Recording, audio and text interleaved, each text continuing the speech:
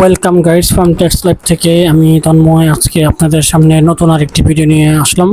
আজ আমরা আপনাদের দেখাবো বেড়িবাঁধ ঢাকা উদ্যানে 40 ফিট বা বসিলা 40 বেড়িবাঁধ আর কি, যেটা আপনার বসিলা থেকে আপনার 40 ফিট এসে বা 40 ফিট নেমে এখান থেকে রিক্সা করে 40-50 টাকা নিলে বেড়িবাঁধ এখানে নামিয়ে দেবে, বা আপনি চালাবেন বাসা থেকে এই বসিলা বা বেড়িবাঁধ 40 ফিট বললে এখানে এনে দেবে। আর আরেকটা হচ্ছে আপনি চলে আসাদ গেট আসতে পারেন, আসাদ গেট থেকে এসে প্রজাপতি বা পরিস্থানকে কোনো বাস উঠে 40 ফিট নেবেন, নামবেন এখান থেকে বাস রিক্সা করে 50 টাকা ভাড়া নেবে।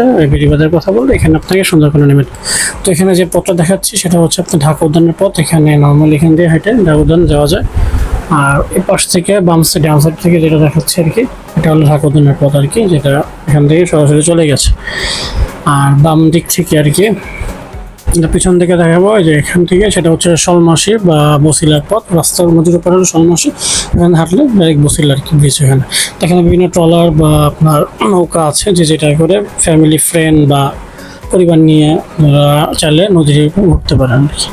তো সময়টা ছিল আর কি আপনার গ্রীষ্ম মাত্র শুরু হচ্ছে আর কি, বসন্তকাল শেষের দিকে, তো পানির পরিমাণটা কম, যার জন্য আর কি শ্যাওলা বা বিভিন্ন আর কি ঘাসগুলো আর কি নদীর উপরে হয়ে আছে। বর্ষাকালে পানির পরিমাণটা আরও গভীরতা বাড়বে, পানির পরিমাণটা বড়, দেখতে আরও সুন্দর লাগবে। তো আর কি ফ্যামিলি নিয়ে আর কি আপনি চাইলে ঘুরতে পারেন, জায়গাটা সুন্দর মতো আর কি এনজয় করতে পারবেন, ব্যবহার করতে পারবেন আর কি।